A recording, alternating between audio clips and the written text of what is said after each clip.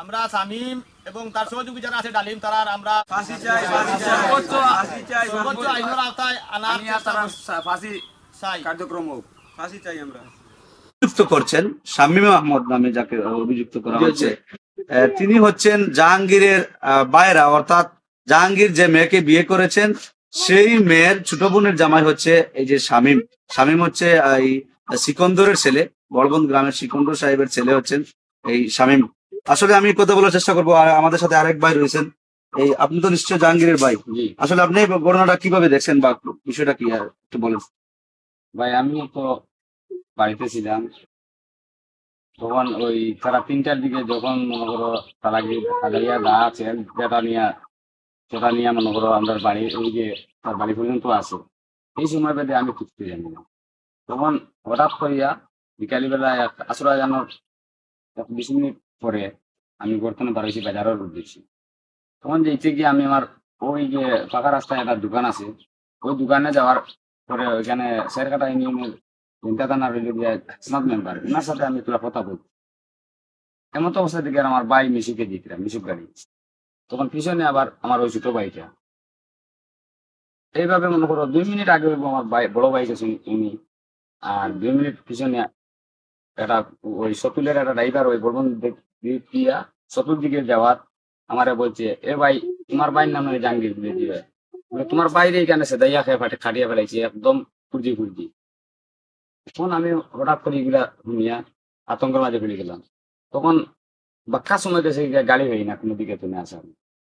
তখন 6 জন প্যাসেঞ্জার একটা সিএনজি। তখন আমি লটকিয়া ওই গাড়িতে গেছি, কোদার আল্লাহ দিয়ে গিয়া পাইছি এমতো অবস্থায় আমার ভাইয়ে ভিডিও করে দিলা, আর উনি আর কোনো কথা বলতে পারেননি, একদম ফল্লা ফেলাই দিছে। তখন এমতো অবস্থায় আমরা বান্ধা বান্ধব করি মনে করো ওই গাড়িতে সিএনজি গাড়ি উঠিয়া।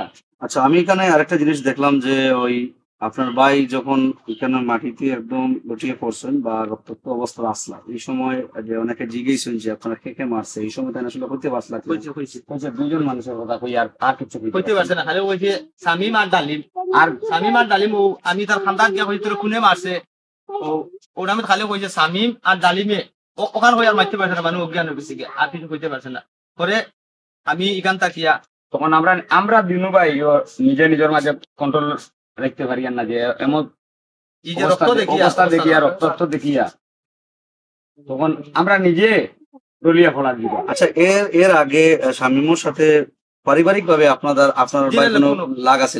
জি না কোনো কিছু নাই। এমন এই যে হে একটু ধনী আর জাহাঙ্গীর তো হইল গিয়া দিনমজুর মানুষ।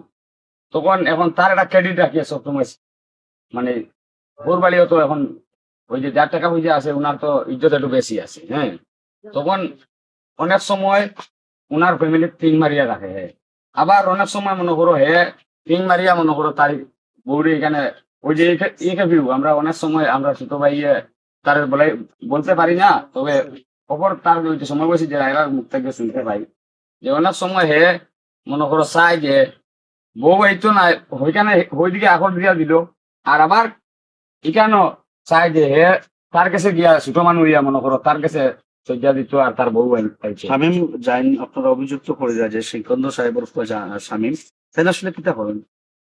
ডাইভিং পেশাগত ডাইভিং তার জায়গা জমিন আছে, বিরাট অবস্থা আছে।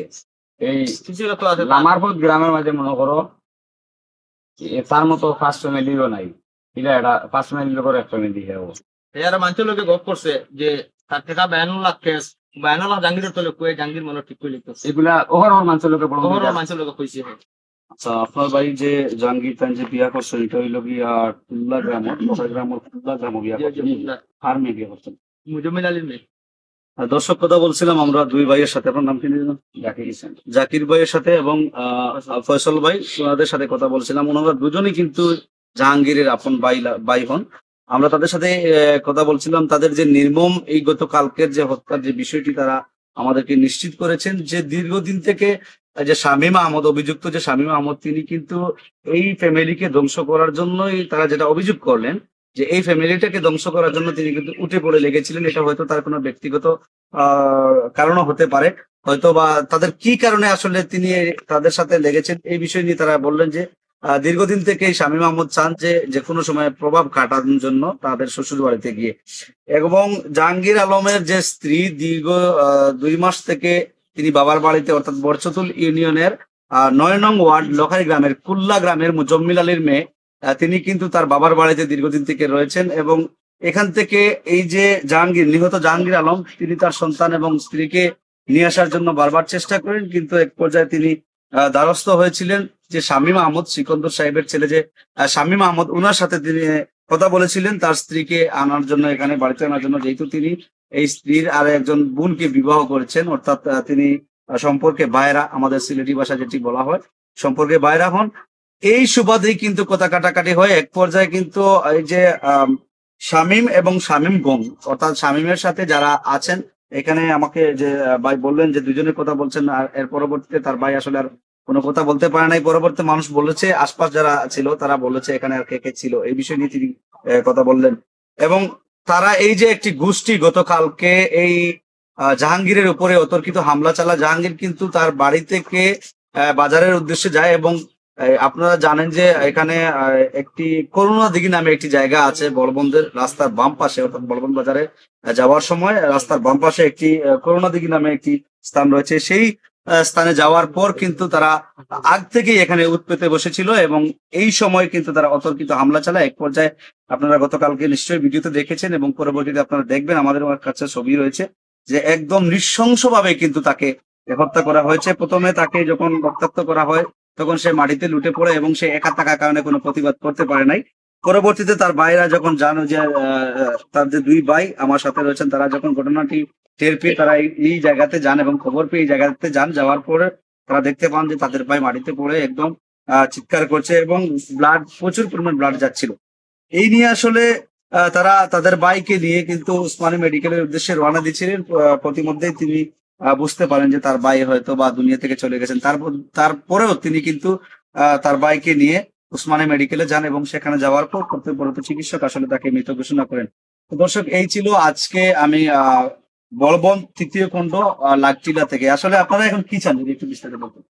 আমরা এখন এরা আসামির ফাঁসি চাই, অতি তাড়াতাড়ি আমরা আইনের আওতায় আমরা এরা আসামির ফাঁসি চাই। এবং কালকে আজকে সকাল থেকে আমরা এই যে মানে একটা ছেলে একটা মেয়ে, আমরা এখানে গাড়ি ফাটাইছি যে উনা আওয়ার লাগি, যে শেষমেশ 2টা বাচ্চা আছে এরারে যে মনে করো আইয়া তারা দেখবা।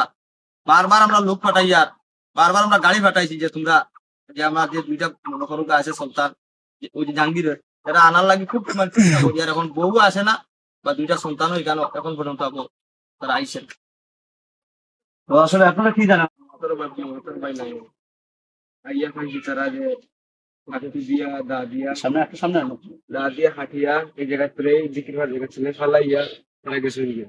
বাদে আমরা বাই ইয়া আমরা গাড়ি গিয়া ইয়া সিলেট গেছি, গিয়া সিলেটের সাথে গিয়ে তারা দম গেছে ভাই। যাওয়ার পরে আমরা বাই লিয়ে সিলেট গিয়ে ডাক্তারের ব্যবস্থা করে আমরা ভাই মারা গেছে। ওটাও দেখছি আমরা। আপনার কি আছে? আমরা এখন ফাঁসি চাই।